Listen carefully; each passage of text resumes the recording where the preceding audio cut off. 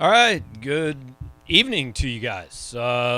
Back in prime time here with the True Sun Exteriors weekend recap. Sometimes I get a little bit confused which show we're doing because we have one every day, but this is the weekend recap presented by True Sun Exteriors and Interiors. Mitchell Forde, fresh back from Lexington, Kentucky, is going to join me in just a minute. I am Gabe DeArmond. We're going to talk about Mizzou, Kentucky.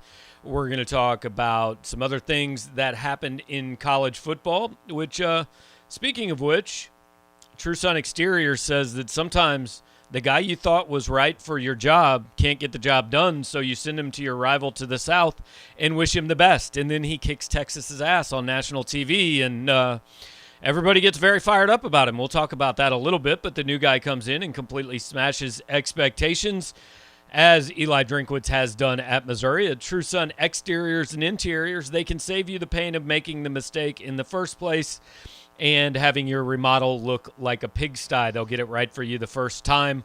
Voted first place in the home remodeling category by Inside Columbia Magazine, the Best of Columbia issue. They've got the number one team in the business. Call True Sun today at 573-442-7292. And we don't want to start there. We'll talk eventually about some other things that happened in college football. I think, Mitch, we want to finish the show up so we can go finish watching the AFC West be the best division in the history of football on Monday Night Football tonight. Yeah, it's. I don't know how exactly it's going to happen, but I think somehow both the Chiefs and Broncos are going 17-0 this season. Sounds good. We'll have the Bridgewater Mahomes matchup in round one, and then they'll both end up hurt, and it'll be Chad Henne and Drew Lock dueling for a spot in round two.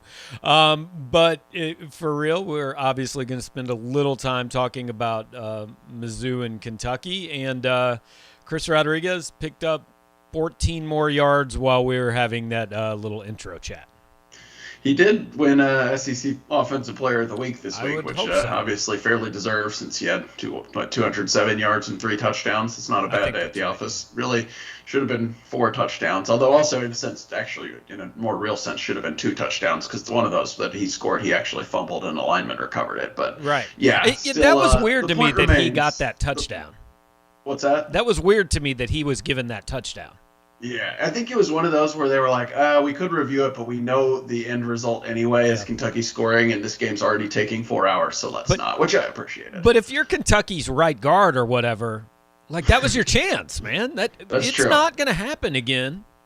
Yeah, maybe he can petition the SEC to how in baseball sometimes they rescore, because stats obviously matter very much for arbitration and all that. Maybe he can petition the SEC to rescore the game.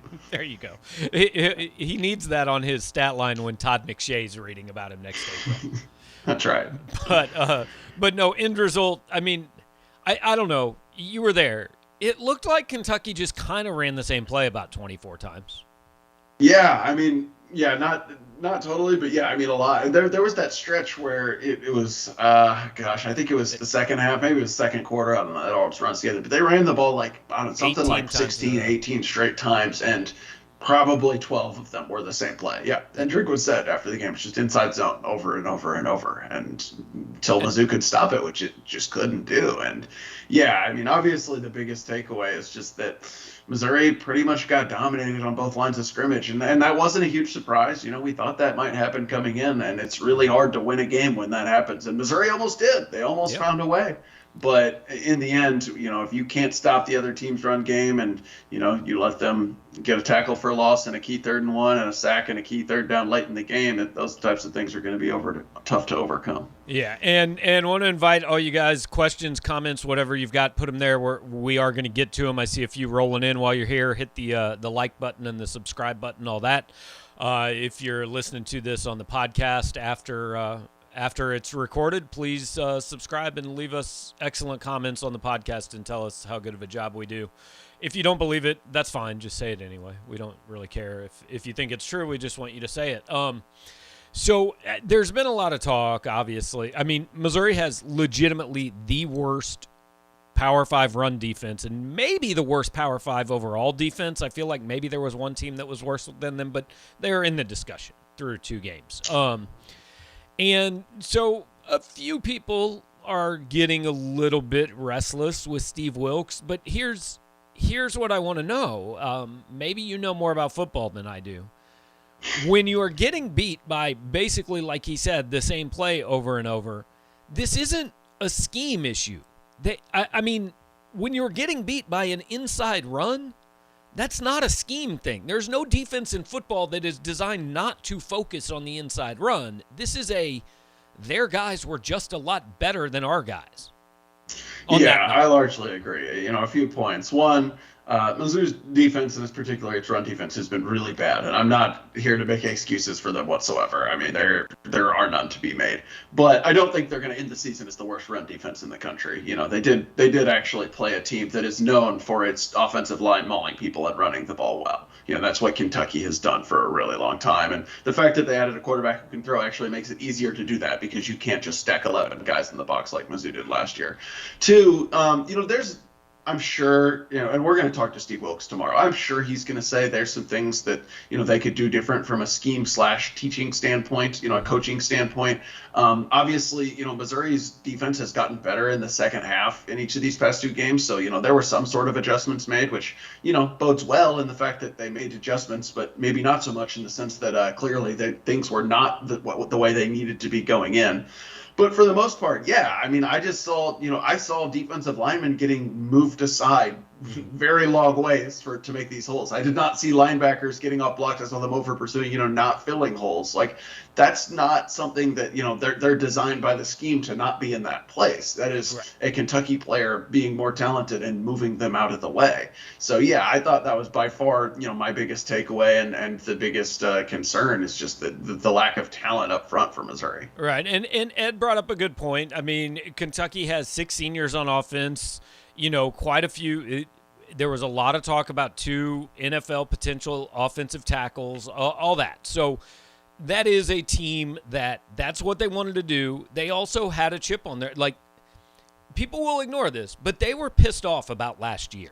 And they thought Missouri out-toughed them, and they wanted to show that was not representative of the program they've built, and they certainly did that. But Justin Ferguson, brings up the basic point, and that is pretty clear our D-line and linebackers are just a bunch of guys, and Kobe Whiteside benefited from Elliott being beside him. And so there has been this debate, and look, we don't have access to the All-22 film. I haven't gone back and watched the game or anything, so I can't tell you for sure if it was more the defensive line's fault or more the linebacker's fault. There are smart people on our site who have played the position who are saying it's more the linebacker's fault, so I will believe them. But either way, like, we're talking degrees of blame here. Neither one of them was any good in that game, and frankly, neither one of them was any good in the Central Michigan game either. Right. Yeah. So, yeah, I mean, first to Edmund's point, like, yeah, I definitely recognize that, Kentucky had more experience on the lines. And that goes back to the point you made. Like, this wasn't a surprise to us. We said coming into the game, Mizzou is probably in trouble along the lines of scrimmage. And those who thought Missouri was going to win either just ignored that fact or thought somehow, Eli Drinkwitz could come up with a magical scheme that overcomes that. And that's hard to do in football, especially on defense. Mm-hmm. But, yeah, I mean, like, Kentucky's recruited on the offensive and defensive lines really well for a really long time, and they've built up the talent and the depth, and that's the end result of that. As to the linebackers and defensive line thing, I actually am curious to see what Steve Wilkes has to say about that tomorrow. There's a very good chance he just says, all of the above type of thing, but I'll ask, see what he has to say. In real time, I kind of thought it was probably more defensive line. But like you said, I mean, when you're watching a game from the press box, you're, I'm trying to write stuff down. I am not getting any replays. I am, watching it one time through. I definitely default to people who think it's more linebackers, and also clearly both were not doing something right. I mean, like, there were a lot of holes where there was no defensive lineman in the way and there was no linebacker filling, and no one touched the guys until they were quite a few yards downfield. Depending on which site you look at, Kentucky had somewhere in the neighborhood of 170 to 185 yards of rushing before contact. Right. That's not great. And I think here's what Missouri is missing. A great linebacker is the equivalent of like the 6'10 dude standing at the rim in basketball, right? Your guards can get torched on the perimeter, and the guy that's a great shot blocker can still block the shot. Missouri the last 2 years had Cale Garrett and Nick Bolton, who covered so many mistakes, whether it was by the guy next to them or the guy in front of them. There were a lot of things that were done wrong, and this is not me talking. This is people around the program have said this. There were so many mistakes that people that aren't watching every single possession or going back and looking at film never knew were mistakes because Cale Garrett and Nick Bolton were there. Whatever Blaze Aldridge and Devin Nicholson are, they aren't that. They aren't Nick Bolton, and that's not insulting to them. This is part of the reason we said coming into the year, Missouri is really going to miss Nick Bolton, and they have. And I think there's two things that would really concern me if I'm a Missouri fan or if I'm Steve Wilkes going forward. First of all, there have been games, you remember that Wyoming game where they missed like 23 tackles. And, that was very easy for Ryan Walters and Barry Odom to say, look, we missed 1 million tackles, and if we do that again, we're going to lose. But there's a pretty basic explanation there. Missouri missed 9 tackles on Saturday. So did Kentucky. So there's no difference there. The second part is they're already playing everybody. I mean, I don't know where the solution is. Devin Nicholson got pulled for a decent portion of that game and Chad Bailey played 17 snaps. If you're Jamie Petway or Will Norris and you're not playing, I mean, they would have tried you if they thought you could fix it. The defensive line, they're rotating a bunch of dudes up there, and it's not getting done. So I don't really know. I guess my point is, yes, they're going to get better. They're not going to be the worst run defense in Power 5 football. But I'm also not sure how much better they can get this year.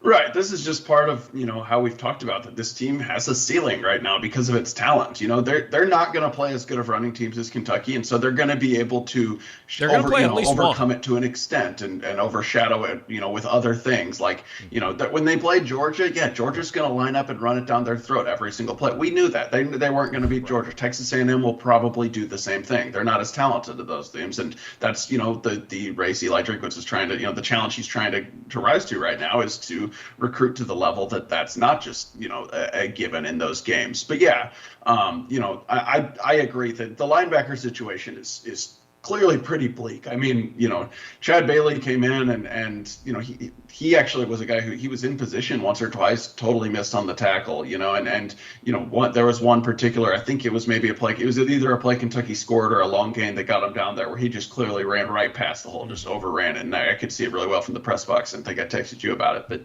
I mean, I agree that the coaches are not in the business of, playing the guys that there's not someone better on the bench who they're like, oh, we're trying to save him for Boston College. I will say, right. I would expect to see some more rotation, especially against SEMO, obviously, because you should have the opportunity to see if the other guys can help you. Maybe even throw Damian Wilson in there. He traveled this past week. Jamie Petway, I mean, at least see what you got in those guys. But I don't think the chances of them they're all of a sudden being a linebacker or a defensive tackle who we didn't know about just all of a sudden showing up and changing everything. That's not going to happen this year. And don't get tricked by what happens this weekend either. I mean, if you hold SEMO to 18 yards rushing, you should hold SEMO to 18 yards rushing. And Stuart West brings up the point that I have been bringing up really since the preseason. And, not a ton publicly, but Mitch, I think you'll vouch that we've been saying, I mean, yes, these guys are all back, but, I mean, they are what they are. They're the fifth-year players, and this is not exclusive to Missouri or exclusive to the defensive line. If you had already exhausted your eligibility and you took another year to stay in college, it was because you weren't going to be an NFL player this year. And so, that doesn't – hey, there's a lot of good football players that aren't NFL players. And we need to be clear, we're not trying to pile on individual college kids here. There was a lot of company on Missouri in contributing to this. We're not singling out anybody, but the front six is clearly right now the part of the team that has to get better if they want to be better than about a 6-6 football team. hmm Yeah, and I think this also goes back a little bit to the fact that, in this day and age, we can't really watch camp, especially parts where they're Yeah. actually doing, live action. And so when people say, like, oh, yeah, we got all these people back on the defensive line, it's going to be the strength of our team, like, we're not going to come out and say publicly, like, no, No, it's you're, not. that's Right. wrong. These guys aren't any good. Like, I mean, I'm not going to argue with Steve Wilkes when he says that. He Right. knows a little bit more about defensive football than I do. So, yeah, I mean, like, it's just, it's one of those things. It's another reminder to, take things from camp with a grain of salt. And even though, like we said, at least privately, at least thought about the fact that, well, we'll see. A lot of these guys haven't done it in the past. I will say there's been a few that have, disappointed. And again, I'm not interested in, trying to pile on these guys. Like, I'm sure this loss is a lot more, painful for them than anything I would say. But like, Kobe Whiteside, you thought, okay, he could be better because he was hurt a lot of last year, right? And he was good the last time we saw him. But I think it turns out a lot of that had to do with Jordan Elliott drawing two defenders every play. Darius Robinson, he was hurt all of last year. Maybe when he's healthy, but that just hasn't really materialized. So, I mean, at this point, I think the best hope for improvement on the defensive front is, Mekhi Wingo and the guys who are redshirting this year, develop in the program, and within a couple of years it gets better. Yeah. So, and the secondary, I thought it was okay against Kentucky. I mean, they got beat a couple times. Wan'Dale Robinson's going to run by some dudes. I think the one time it was fair to question the scheme is, I think it was like 3rd and 11, and they've got Chris Abrams drain one-on-one on Wan'Dale Robinson with no help over the top. Now, I don't know if that's what was called or there was, it's fair to question that. But, hey, at some point, you got to put 9 dudes in the box or 8 dudes in the box because they just keep running it at you. So, right. Let's switch over then to the other side of the ball. And you said, unless Eli Drinkwitz can just magically come up with this phenomenal scheme. And I want to say, I was pretty impressed with the game he called on Saturday. I mean, he got them only completing, I think, one pass over 20 yards down the field. They racked up some offense, and he was doing some things in that game. I thought it was a very well-called game. Oh, yeah, I totally agree. Also, but I did want to point out from your previous point, I didn't think the secondary was a huge reason Missouri lost the game. I just thought they didn't have someone who could cover Wan'Dale Robinson. I'm not sure anyone's going to have someone who can cover him. He's really good. Yeah. On the other side of the ball, I thought Missouri called a good game as well. The reason I know that is because when I think back of assessing afterwards, what's something that made me scratch my head in real time. It's a very short list. One of the only ones is they didn't give the ball to Tyler Beatty on the first possession, but he still got it 26 times. Or the last possession, by the way. Yeah.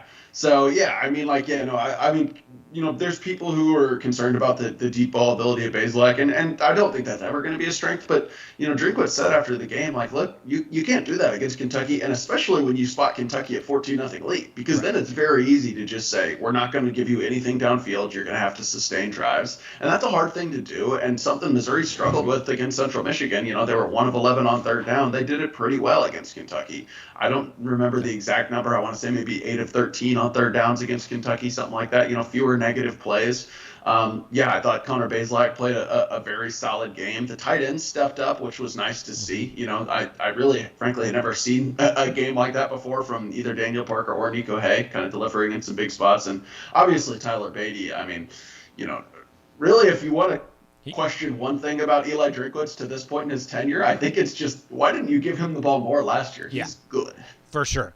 He is leading the country in yards from scrimmage, 196 per game. He's going to be a 1,000 guy sometime in the next couple of weeks. But I want to go back. This deep ball stuff, I think people just focus way too much on it. First of all, who's getting open deep on this team? I mean, I'm not trying to be rude. Booth Smith did the first play against Central Michigan. But who do you see here that you go, he's beaten SEC secondaries and get, Dominic Lovett maybe eventually. He's played 2 college games. Their other guys are, Kiki Chisholm and Towski Dove are not burners. But it's kind of like we fall in love with the home run in baseball, right? You know what? there's a lot of way. Like, I saw a team win the World Series and they never hit home runs, dude. They just hit like 27 singles and waited for the other team to screw up. And there's not an asterisk on that World Championship banner. It still counts. And I think people are a little bit confused about what Eli Drinkwitz's system really is. It's a lot of motion before the snap to confuse people, and it's a lot of side-to-side stuff. You're going to see a lot of jet sweeps and bubble screens and misdirection, much more than you're ever going to see his quarterback lining up and throwing the ball 60 yards downfield. I mean, I think that's what his scheme is a little bit, and that doesn't mean they won't take a deep shot, but I'm not sure that is like the staple of what he does. And I actually came up, I'll be interested to see what you think of this. I came up with this theory completely on my own, actually, this morning. I wonder if part of the reason that's the scheme is because he has only really been a coordinator at places where, let's be honest, the other team has more talent a lot of time, right? He was a coordinator at NC State. They're probably out-talented in a good number of ACC games. App State faces a lot of teams with more talent than them. Right now, Missouri has less talent than a lot of teams. So you have to come up with some of this trickery and misdirection and some of the things he does before the snap, because you can't just line up and traditionally beat teams, running the football at them and throwing 60-yard passes. Yeah, I think your theory probably holds a bit of weight. I think, he did have some talent at NC State, certainly. Ryan Finley's is still a backup NFL quarterback. Nyheim Hines, Jacoby Myers, all in the league. But, yeah, I mean, I agree. I think a large part of it is just, stuff he picked up from Gus Malzahn and his high school roots, and then he's added on it as he went, and he's adapted it to his personnel. I mean, the offense looks a little bit different this year with Tyler Beatty in the backfield than it did with Larry Roundtree last year. That's smart scheme, smart coaching.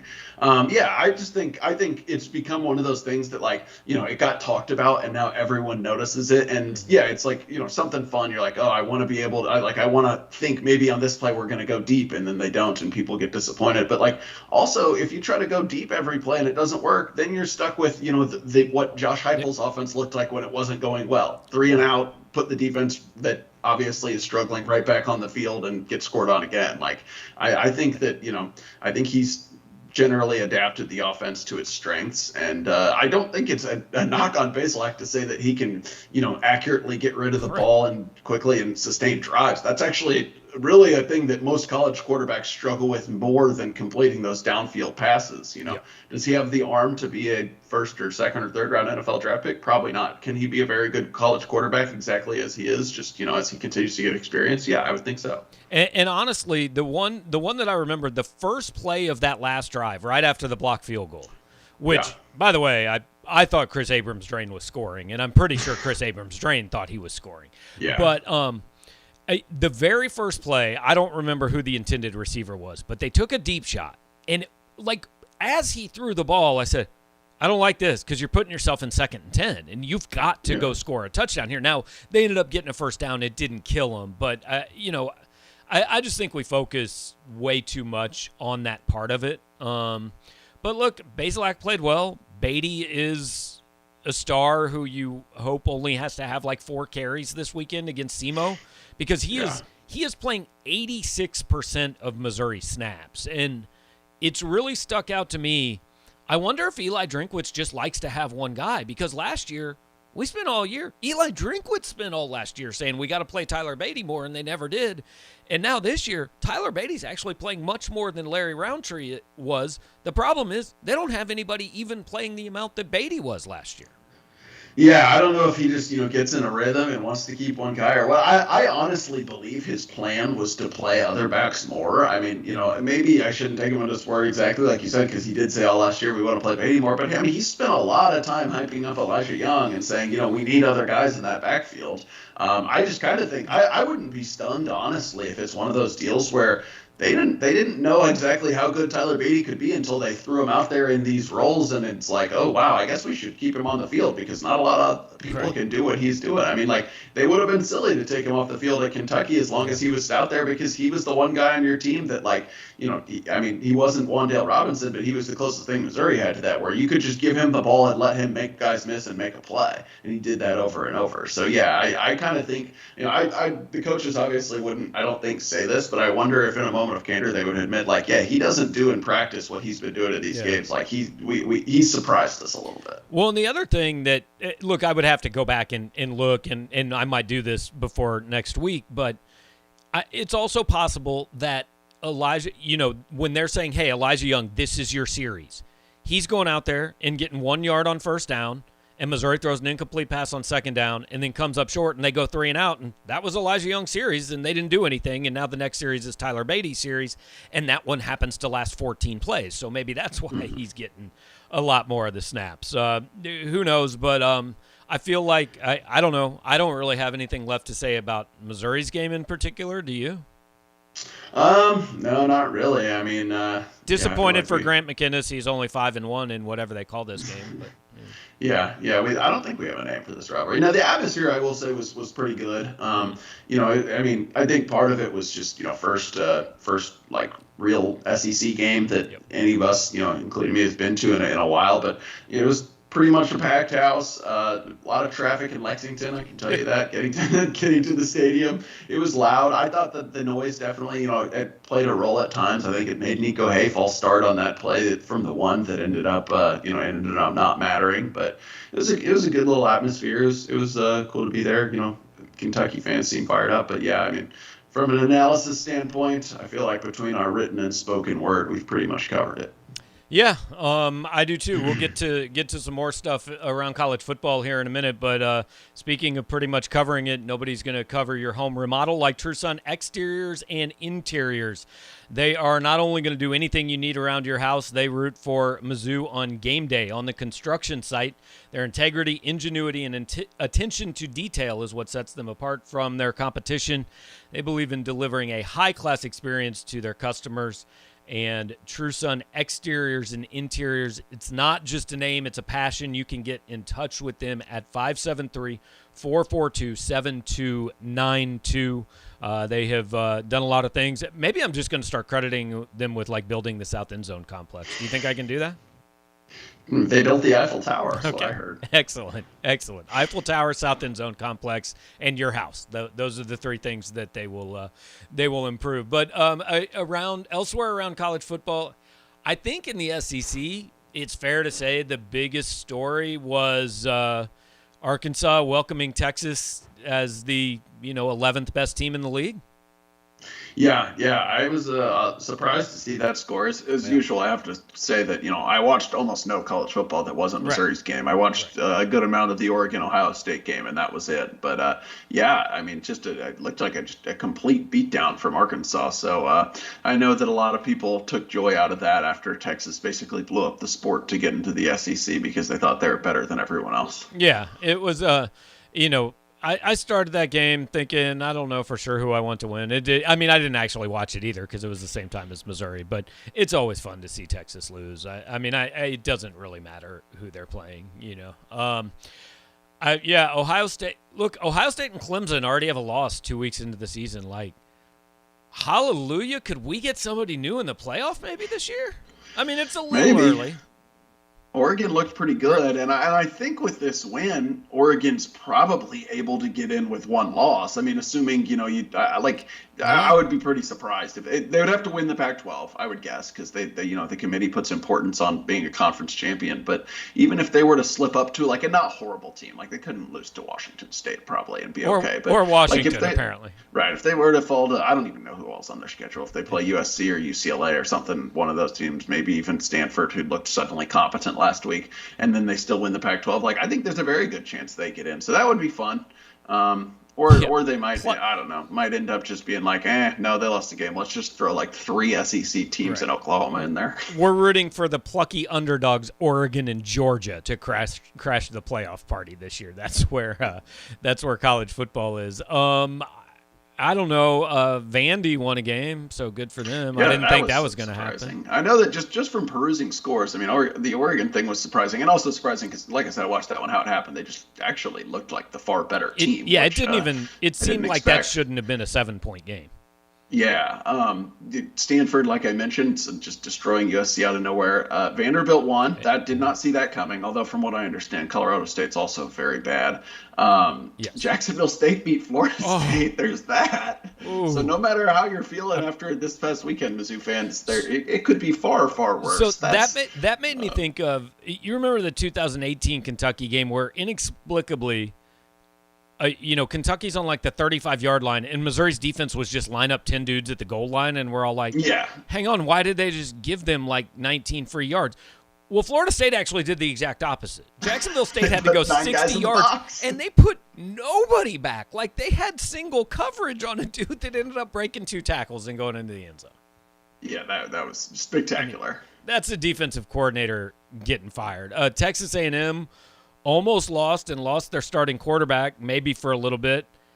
Missouri actually could get a host of backups here because Boston College is back. We should touch on that. Yeah, Phil Jurkovec is looking like he is almost certainly out for Boston College, and then Haynes King, very good chance he's not back for Texas A&M. So that might improve the fortunes of the Missouri defense a little. Although, I mean, they're also going to have to make those guys actually pass, and to do that, they'll have to get a little better against the run. And there's the whole backup quarterback thing that that's necessarily always. Yeah, this actually that little just like past 1 minute might have actually made Mizzou fans feel worse about those 2 games. 100%. Just pretend these guys are the starters all along. I mean, they are going to start that day. It's not like they will come in unprepared.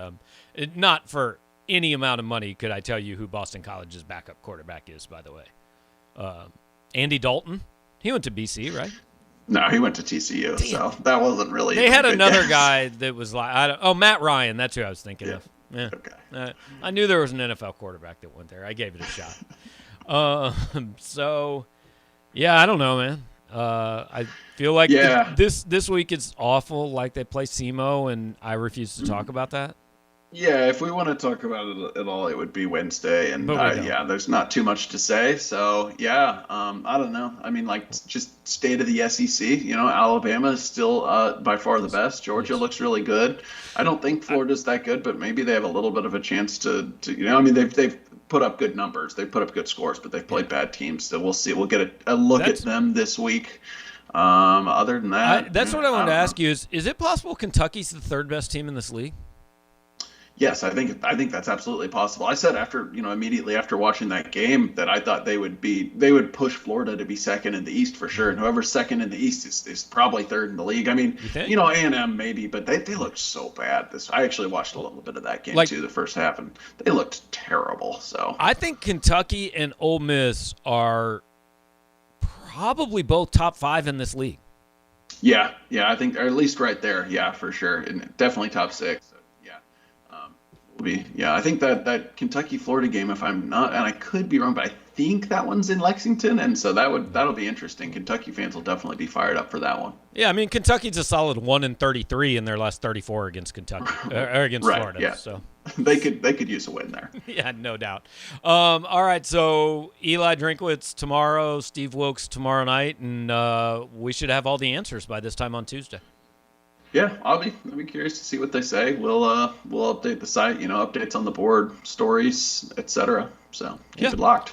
All right. Well, thanks for following along here, everyone. And obviously tomorrow we will have full coverage of Missouri's media opportunities. It'll probably be a lot about coming off of Kentucky and not very much about looking forward to this weekend's opponent, to be quite honest. I want to thank one more time True Sun Exteriors and Interiors.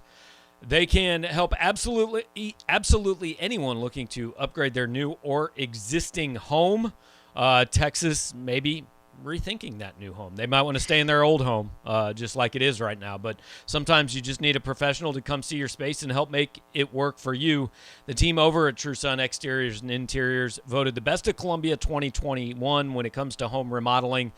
Their experienced team can do it all. It's not just a name, it's a passion. True Sun Exteriors and Interiors. Call them today at 573-442 7292. And I will be back with Sean Williams on Tuesday morning with the recruiting show.